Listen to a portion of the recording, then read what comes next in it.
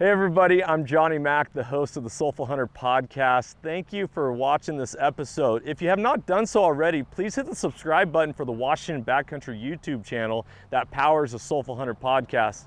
If you want to connect with us more at Soulful Hunter, go to Instagram or Facebook at the Soulful Hunter podcast. I hope you enjoy this episode.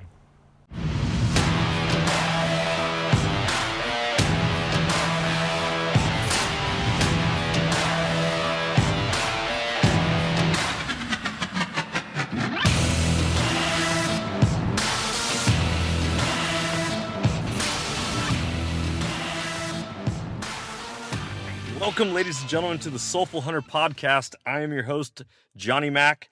Through this podcast, I am on a mission to transform lives through primal adventure and to spread my mission of mentorship as conservation. This podcast is powered by Washington Backcountry, a resource for all hunters new and old. To find out more about Washington Backcountry, go to wabackcountry.com or search for Washington Backcountry on Instagram, Facebook, and YouTube. All right, ladies and gentlemen, welcome back to another episode of the Soulful Hunter podcast. Tonight, we are diving into another chapter of the Why series with Jana Waller. She is joining us to talk about legacy. And in the hunting world, legacy is something that is extremely important, both for hunting and for the way we live our lives. But it's often something that we forget about, that every time we step foot in the woods or when we are ambassadors for hunting, we are creating our legacy as we go about. So it's something that we're going to be diving into tonight. I want to get Jana's perspective. And Jana, thank you so much for coming on. It's always my pleasure to talk to you, Johnny. This is going to be a fun one. I mean, you and I are both super passionate about hunting and passing on, our passion for what we believe hunting is all about. So this is going to be a fun conversation. I'm looking forward to it.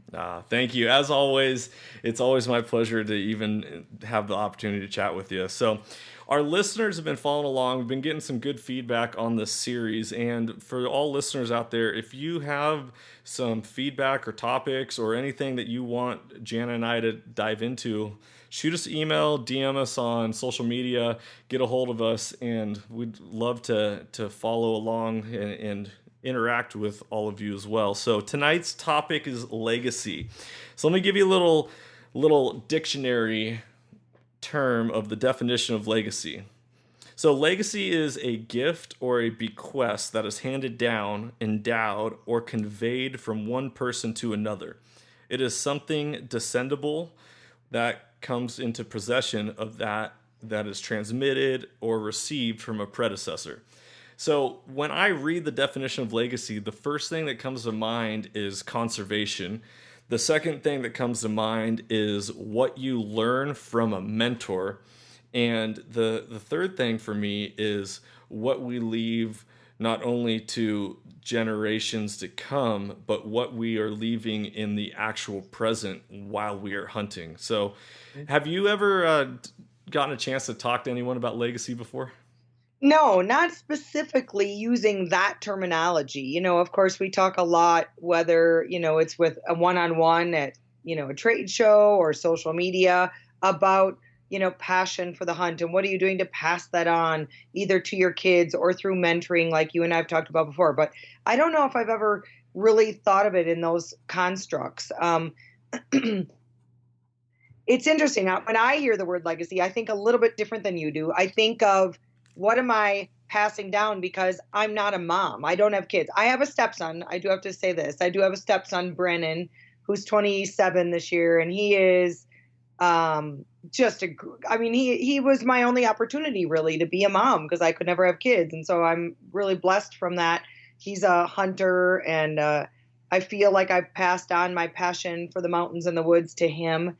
But I don't have any children of my own. And so to me, this whole kind of unexpected career, if you will, in the hunting industry has given me that gift of passing it on to a bigger audience, more so than my immediate family and friends. And I think it's crucial how you and I've talked before about, what are you doing to brand? Everybody is branding hunting. It's a weird word to say brand because your mind sometimes goes to products and, Instagram hunters and stuff like that. But I mean, we are all branding our lifestyle of hunting. When you put something out there, it's on the net, it's on the web, it's literally out there, most likely forever, with how everybody captures things these days. But I think it's important, and I love that you have kind of broken it down into the powerful word legacy. I think it's great. I'm looking forward to hearing more of how you think about what that means. Yeah, well, I appreciate that. I really appreciate also that you are connecting legacy to the passion for the hunt. Specifically, I started the Soulful Hunter podcast because that is my legacy in the hunting world, is that I am making this connection between what hunting can do for you as a person and how it can transform your life. And yet I also want to leave that for others so that they have the opportunity to really be transformed and find passion, purpose, and just fall in love with hunting. The Right. idea of legacy, a lot of people it can remind them of death, but it's not necessarily about like death and what you leave behind. It's supposed to be a reminder of to live and how to live, and gives you that perspective on what's important, to help you decide what kind of life you want to live and the kind of world that you want to live in. And I think that's where the legacy of talking about creating a legacy is, how do you want to live in the world? What type of world do you want to live in? And how do you want to live within that? And that is where the legacy is that you get to create on your own. And I think that's so special. So you are creating a legacy. I found you through social media, being brand new to hunting, and I saw this wonderful woman that does amazing work and has a cool show, and I'm like, dude, this person's awesome. She's doing it. You're creating your own legacy, and it's really fun to even have you on to talk about this. So what is the world in which you're creating and what you want to live in? Well, that's such a complex answer. And it's funny because I really believe, here I'm going to go diving into the soulful part of the podcast right away. I really believe that we as human beings are constantly evolving. And I know I am, and consciously, trying to evolve as a human being, as a woman, as a friend, as a daughter, all the roles that we have. I'm constantly trying to evolve and be the best person I can be, the best life I can live. And I think when you ask someone a question like that, like, what's your legacy? It probably changes year to year, and it definitely changes decade to decade. The world I live in right now is so completely different than even the world I lived in 2 years ago. And it's completely different than the world I lived in like 15 years ago when I was working for the financial industry and outside sales and, still hunting, of course, but not passionately as a career, and, not diving into it literally, basically 24/7, 360 maybe. There might be 5 days out there where I'm not doing something related to hunting, but not very many. Just because my path has gone in this direction of having a TV show and being connected with amazing companies. And then, I was doing artwork 15 years ago, but it didn't have a connection to helping save, our hunting heritage. I think 12 years ago was the first time I donated a skull. It was to a Pheasants Forever banquet in Wisconsin, way before even Skullbound.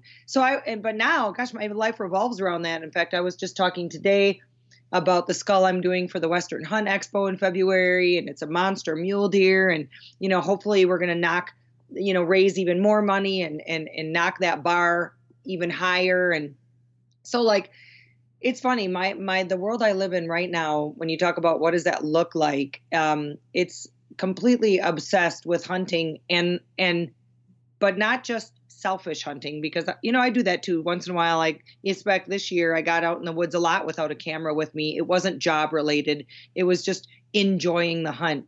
But when it's your career, it definitely changes things. But I'm really hoping, first of all, I'm grateful for the path that I've been given so much, like that I'm able to talk to hunters all the time, that I'm able to create my passion in different avenues, whether it's through my artwork, through my conservation groups, through taking veterans hunting.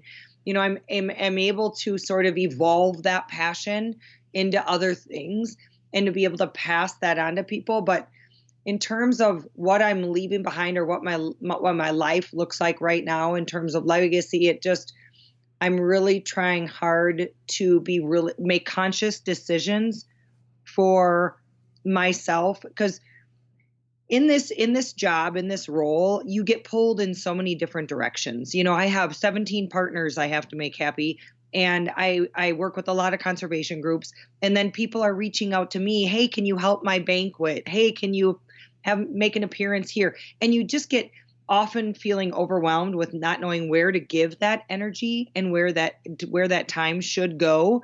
And I'm hoping that I'm evolving more and more every year to fine tuning the chapters that I work for, the donations that I'm able to give, the amount of people that I can talk to and reach through seminars, and just being really grateful for the opportunities that I have. And I'm hoping to touch as many people as I can with my message. That's so cool. Well, I'll tell you this. I can see the legacy that you are living in currently and that you're leaving for others. And I see it through social media and what you're posting, because what you post is your actual real life. Is you're leaving this legacy of love, of kindness, of finding purpose and joy in life, and putting out the positive and living with the positive, and not being focused on negative things that come or happen. And I really see that is a legacy that you are creating in the hunting industry specifically. You take it with you in your everyday life, but when you went to connecting this back to the why of hunting, is that every day afield is the best day afield. Anytime when you get to breathe that fresh air is the best moment you've ever experienced. And that is the legacy that you show and you are preaching very well. And I pick up on it all the time, and I love it. Well, I really appreciate that. It is so important. Negative things happen in our lives. That's life, right? We lose loved ones. We go through breakups, divorces. We have health issues that can really get us down, where we might not be able to get outside as much as we like. Negative stuff happens all of the time. And it's just about, like, how do you deal with that? And it can happen it can happen in a hunting environment so easily. In fact, I think we were talking about this before. I had one of the most challenging fall seasons I've ever had. And when you come off an awesome season, like a couple of years ago, I had in 2000 and, well, geez, it was 4 years ago already, but 2015, I had one of the most remarkable seasons I've ever had. I mean, I got a monster moose and just Alaska adventure of a lifetime. I went to Maryland and arrowed the 7th largest, sickest egg, just like all these crazy things happened in 2015, and it was like, this will never be beat. This was an incredible year for me. They can't all be like that. Well, this year was one of the worst ones I've ever had in terms of bad weather thrown at you, vehicles breaking down, just things not working out. Never, in an area that there's tons of elk, not even getting behind the rifle on one, like just things. But that is hunting, isn't it? And you really have to find the beauty in every day that you're out there, like you said. And sometimes it's good to have bad seasons. It puts you back on it kind of rebalances you out. It can't be so glorious every time. You're not going to notch that tag every trip. You're not going to, I think it just as long as I've been a hunter, it's like 30 years now, it's still nice to remember, like, okay, you can have not nice to remember. I'm trying to think of how to word this. It's just I felt it's centering. Yeah, exactly. It's centering. You feel rebalanced. You remember that. I think it makes me at least remember that it's not always about the trophy. It's not always about notching the tag. That's why in my open this year, when I just wrote that right before it was all put together by Heath, my editor, I wrote the script, and it basically starts out by saying, the older I get, the more my path becomes defined. It's more of the people that I get to be around than the final outcome, which is a notch tag. And that I freaking love it. I love that, because without you saying it, you are talking and living your legacy right there at the intro of your show. Oh, yeah, yeah. And it's true, though. It really is. Like, to be able to get to spend time in the field with men like Clint Romeshay, who's a Medal of Honor recipient, to be able to, I got to hunt twice with Dee Servey and Paulie Servey, two of my best friends who are nothing but love and positive energy and surrounding myself with people that celebrate you, not tolerate you, like you and I've talked about before. Yep. And really, I'm so grateful for the relationships that I have because of hunting that it's kind of nice sometimes to be recentered and refocused on that. Yeah. Yeah. I mean, and I don't mean to sound people like cynical people might say, oh yeah, well, I saw you got that huge buck in Wisconsin and, talking about how great it is, blah, blah, blah. But then you correlate it with that. No, if you really look into the post, what I was saying there is I wasn't expecting anything. Like I went into that hunt. I flew back to Wisconsin to be with my dad for the weekend for a 2-day hunt. And he was selling his cabin and it was probably the last time I'd ever be there. And I was not expecting a thing because we have no trail cameras and no food plots. You just never know if anything's going to come by. I end up shooting the biggest buck I've ever shot. And it was just like a reminder that I've gone into hunts where I have okay, I am going to get a big bull here. Like this is, there's no doubt in my mind it's going to happen. I've gone into hunts like that where you just think it's going to happen. And your buddy or the outfitter has got trail camera pictures of the XYZ, this was a hunt where I wasn't expecting anything. And it was just so funny being alone again, no cameras, no nothing in the stand, being really emotional and thinking back of all the great memories my dad and I had hunting at this cabin and all of the blessed opportunities that I've had and the years where it was tough make the years where it was better so much more special. And then boom, this buck comes along. It was just kind of ironic and comical and beautiful at the same time. Mm-hmm.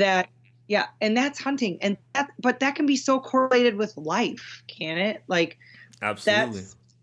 Yeah. When you're least expecting it, things can go good or things can go bad. And it's how we handle both of those things that are going to tell you what your future is going to look like, because everybody has both beautiful days and bad days. And it's how you handle them and how you kind of shift your path to evolve and grow.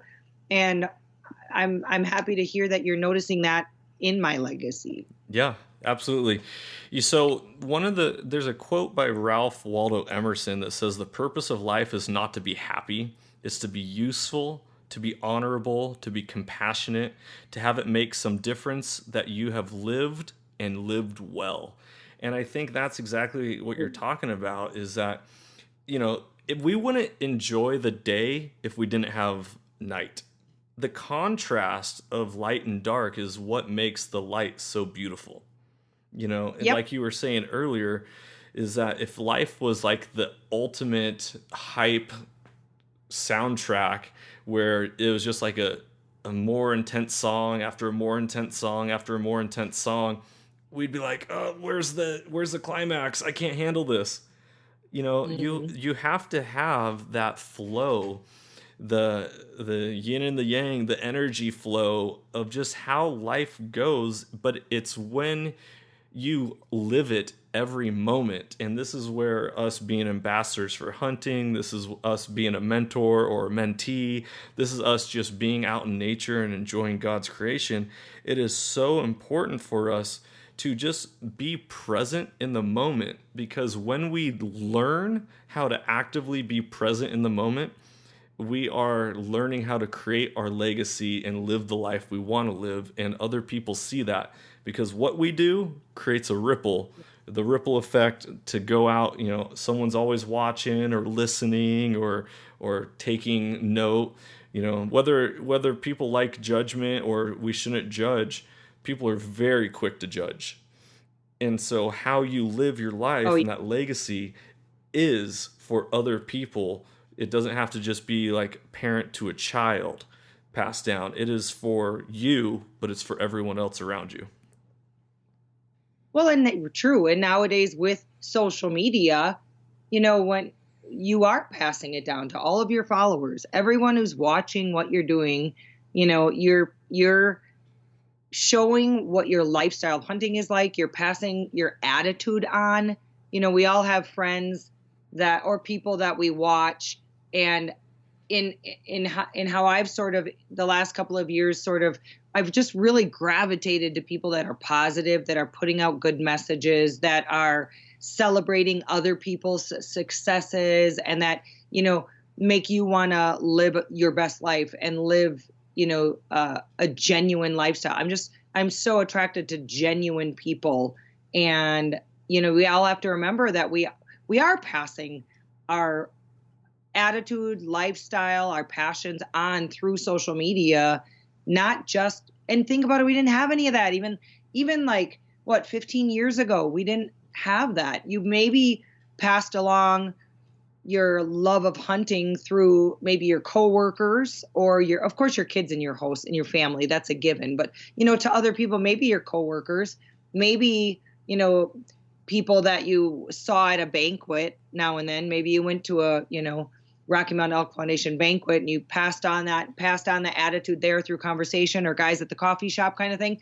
But now everybody's reaching thousands of people a week. And I think it's important to remember that, I think that, and if hopefully I can sort of shift someone's paradigm into thinking positively, I totally believe in the law of attraction, that the more the positive energy and love that you put out there for people comes back at you.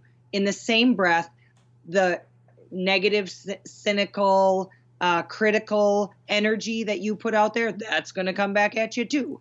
And so I think it's important. And it's just so funny to me how hunting is so relatable to life in general.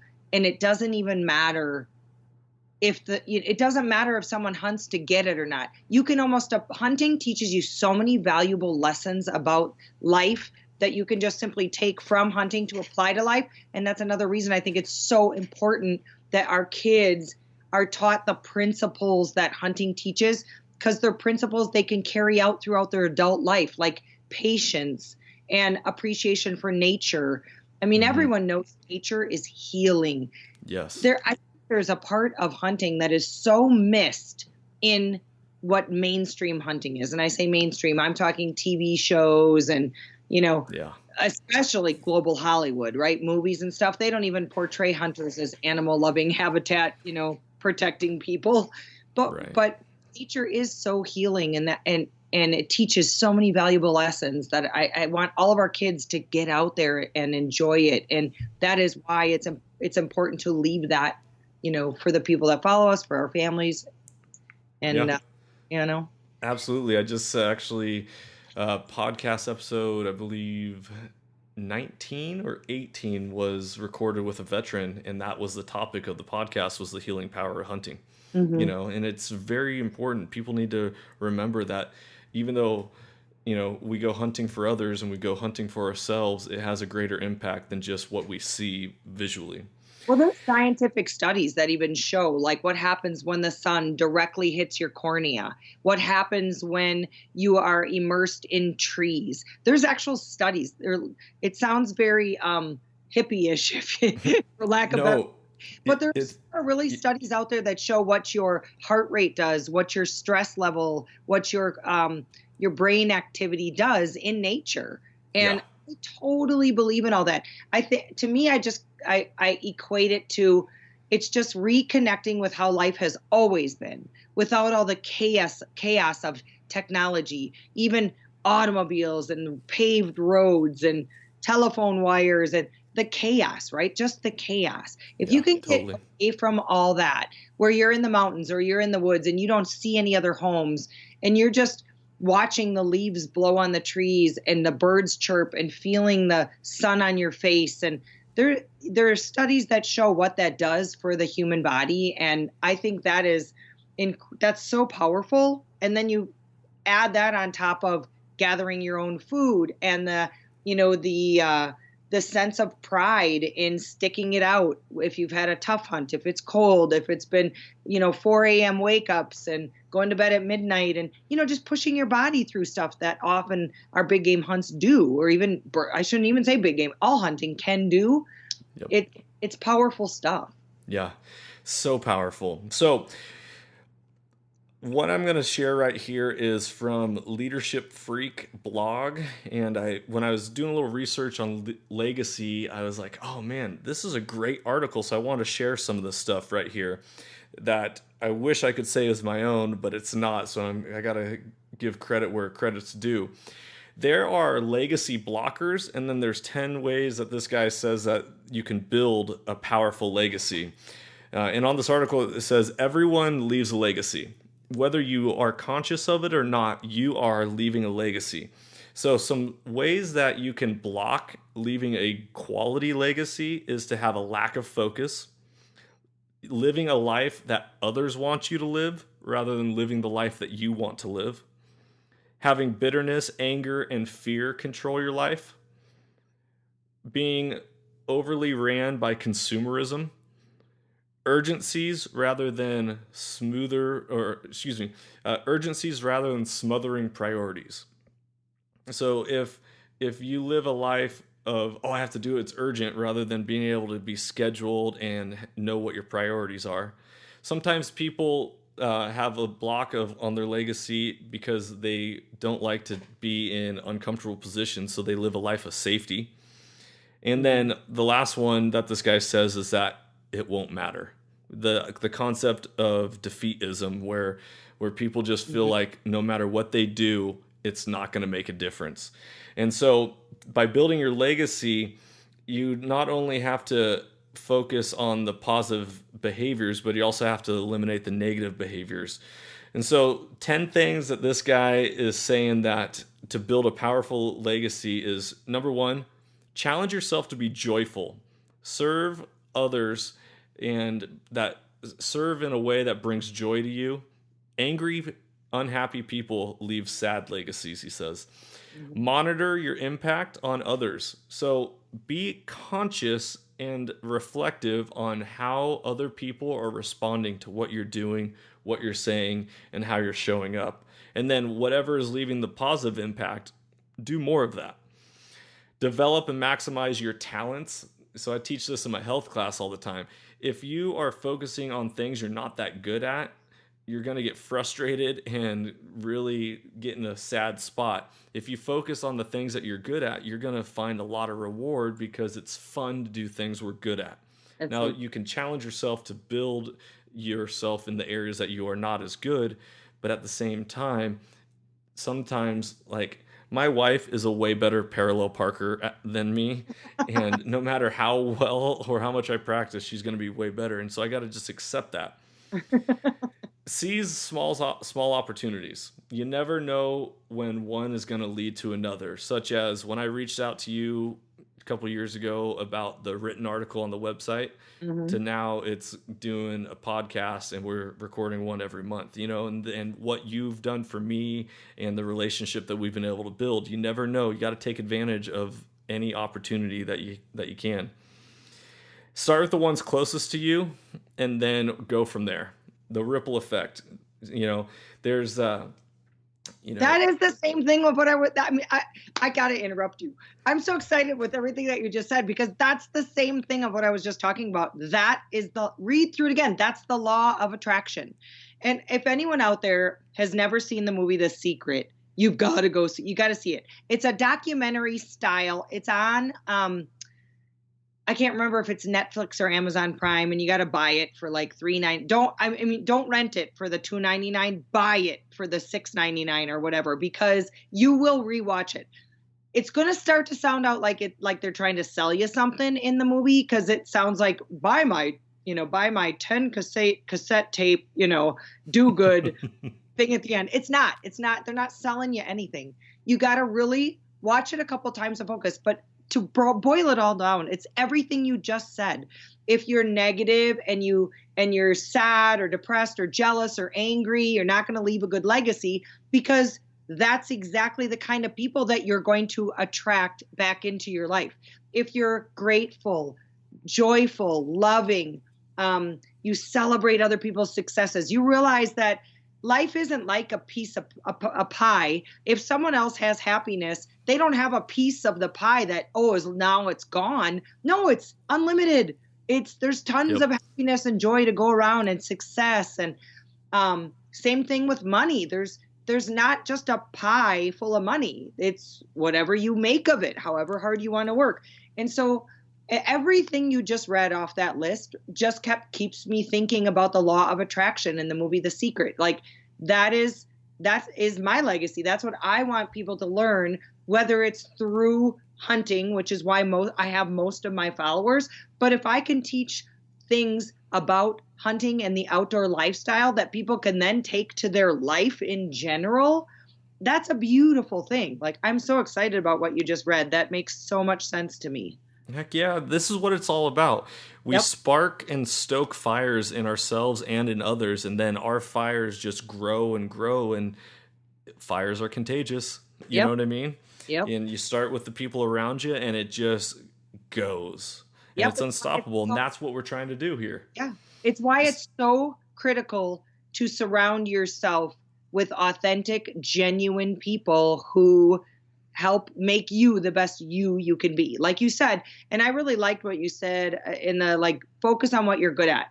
I'm the biggest techie idiot you will ever meet. Like, I'm not kidding. Like, whether it's a cell phone, a laptop, a camera. So if I all of a sudden wanted to be a videographer, if I catch something on film for someone, consider it lucky. Like, I'm just not good at that technical kind of thing. What I am good at is communication. I'm good at marketing. I'm good at, talking from the heart. I'm just good at being sort of passionate about what I love. And I'm not saying I'm a good hunter or better than anybody else. I'm just very passionate about the great outdoors. But I love what you said about focusing on what we're good at. It doesn't mean you can't practice. I'm always practicing at stuff. You can practice to get better at the skills you need, but take a really good look in the mirror of who you are and what you're good at, and really focus on what you're putting out there, whether it's, like you said, whether it's putting out there as your personality or as your message, as your attitude towards people, putting out as what you are in your job, the job you do, whatever it is. My dad always said that whatever your job is, I don't care if you're painting the deck or you're writing a thank you note, just do your best. Do your best at whatever you do. And, my gosh, look at 40 way. It was Abraham Lincoln or George Washington was one of the two that it said. I think it was Abraham Lincoln. He said, whatever you are, be a good one. And the concept is, it doesn't matter what you're doing, be good at it. Yeah. Be good at it, be yourself, be authentic, and surround yourself with people who are going to make you even better. Heck yeah. Heck yeah. Jana, you're getting me all jacked up right now. I gotta, listen, this is why you take this and you apply it to hunting. No one wants to talk about hunting in a negative light, and that doesn't encourage people to want to become hunters. Like, oh man, it sucked. It was cold. I hated it. My hands were wet. I couldn't do this. No, when you do it in a good, positive light, because that's how you recruit new hunters. That's how you mentor people. That's how you spread the contagiousness of the love of life towards others. If you always talk about, oh, it's raining on me, it's horrible, and there's a cloud just circling above me wherever I go, people are like, I don't want anything to do with that. Get away from me right now. Right. Right. It's the law of attraction. It really is. Like, you will attract what you put out there. If you have a positive attitude about whether it's the hunt you're going on or the people that you're surrounding, attitude is everything. And you cannot predict, you can't schedule out how your hunt is going to go, but you certainly can make the best of it and have an amazing adventure on every single one, regardless of what's thrown at you. Yeah. It totally. I can't agree more. I'm sorry, I don't mean to interrupt. But it's funny that you said that, because tonight's episode of Skullbound on Sportsman Channel is actually a tagless episode. I don't tag out. It's the second episode. It's of a 2-part series with Clint Romeshay. We were in Wyoming this past fall, and it was literally the coldest hunt I've ever been on. Well, I might have been on one colder in Alberta, but it was one of the coldest, minus 23-degree wind chill. You step outside and your eyelashes freeze together. It was so cold. And I never even got on the gun behind a bull. And yet I had such an amazing time with Ro and Rick Miner, my guide. We had so much fun. We laughed our butts off. We learned a lot. Ro got this little wonky bull that he was just thrilled with. And I still did an episode about it. And I sat the very last evening of the hunt. It was cold, frigid cold out. I sat with my back against a tree looking over this meadow. We probably thought, 50-50 whether the elk were going to come down our way or not. But that was the exact tree that my buddy, triple amputee Eric Galvin, sat against when he shot his first bull elk with me 3 years ago, maybe 4 years ago. And it was just, and that's how we concluded the show. I sort of flashed back to Eric's bull and what an amazing moment that was, taking that veteran out. And the idea that he's a triple amputee and he still did it. He got out into the mountains and he got his bull. And even though I didn't notch a tag, to sit against the same tree he did to get his bull years back, it was so special. And I walked away happy as could be. And I never even got behind the gun. And, that was the show tonight. And it's what we're talking about tonight. It's just the attitude of everything. Oh, beautiful. See, things always work out the way they should. For you listeners out there, I actually texted Jana before this episode and was like, hey, here's a couple different topics. What would you like to talk about? And as you know, here we go. You choose a topic and it works out perfectly the way it should. So it's beautiful. All right, so switching subjects real quick as the final wrap up of this episode. Jana, you and I are going to be in Salt Lake City together in February coming up at the Western Hunt Expo. You are presenting a seminar. I'm going to be presenting a seminar. What is your seminar about? When is it? So people can put it on their calendars and make sure they show up. Oh, sure. You got to put me on the spot like that. I don't even know when it is. I'm looking. While I'm looking, I will. How about this? You. I'll go first. You look into your times. I got it. It is at my seminar at the Western Hunt, the Western Hunting and Conservation Expo in Salt Lake City is on February 15th, Saturday at 3 p.m. is my seminar. And my seminar, it's a new one. I've never done this one before. I'm going to talk to people about behind the scenes of the hunting industry. It seems like I get so many questions about people asking of like, how did you start your show? How does it all work? How do you make money? And I'm just going to keep it real. I'm going to tell people how it works on network TV. I'm going to tell them how and why I'm sort of shifting over heavily to the digital side of things. I'm going to talk about the partnerships I have and how that all works. I'm going to talk about the taboos and trends of the hunting industry. And I think it's going to be really it's going to be good. I want people to participate, ask tons of questions. I see some trends in the hunting industry that I'm excited about. I see some that I call taboos that I'm not so excited about. And it's going to be a fun kind of Q&A open discussion seminar. I look forward to it. I'm going to be there and I'm going to be just raising my hand left and right. Jana, call on me. So for those of you who are going to be at the Western Hunt Expo, I'm going to be doing a seminar. This is going to be on Thursday, February 13th at 4:15 p.m. And then I'm going to be doing one Sunday morning on the 16th at 11:15 a.m. And it is mentorship, conservation, and primal adventure. What does the next generation of hunting look like?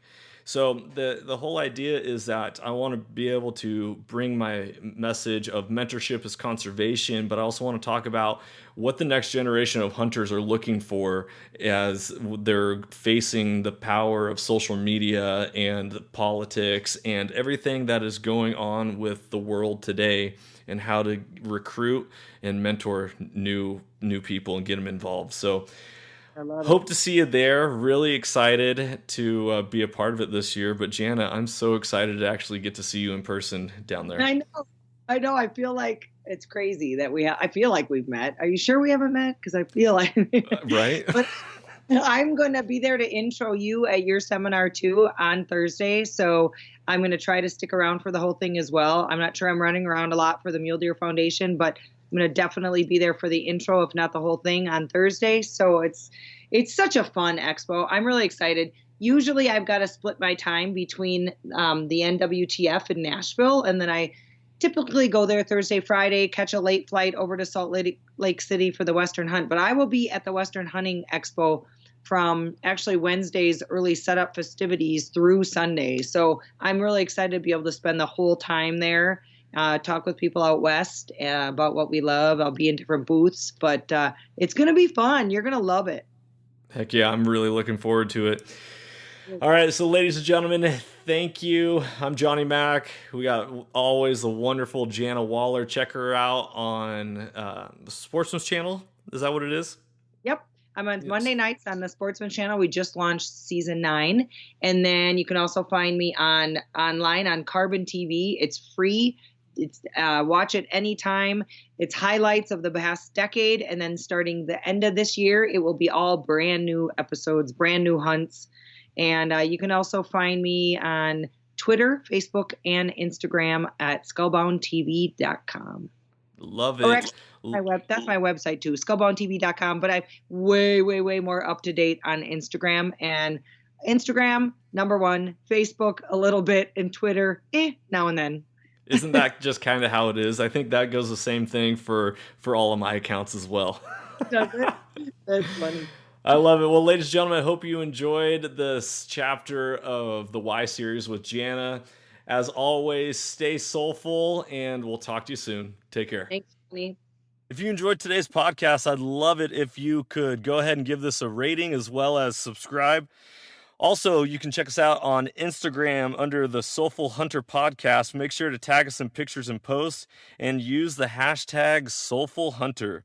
To find out more about the Soulful Hunter Podcast, go to soulfulhunter.com and be sure to follow the podcast as we are going to be bringing you a lot of great information, insight, and changing lives through primal adventure. I look forward to connecting with you on the next episode. Stay tuned and stay soulful.